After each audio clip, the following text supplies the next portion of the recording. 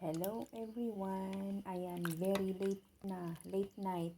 Pero ito, gumagawa ako ng iambag ng anak ko bukas sa Christmas party nila.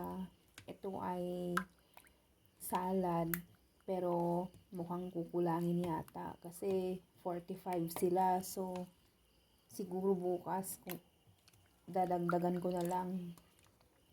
Hindi ko nga alam kung ano yung idadagdag ko, kung macaroni, pasta na lang, tapos mayonnaise, ganun, tapos apple, or buko, at saka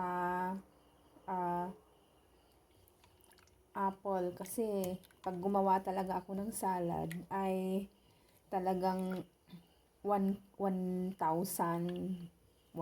mahigit, ganun ang budget ko. Kasi gusto ko sa salad, kailangan masarap siya, kumpleto siya, yun ang gusto ko. Kasi ang salad ko ay gustong gusto nila dito dahil daw kumpleto at masarap. Yun, sana magawan ko bukas ng paraan kasi hapon pa naman eh. O, di ba mukha naman siyang masarap, o. Yun lang kasi ang makaya ko. Sorry.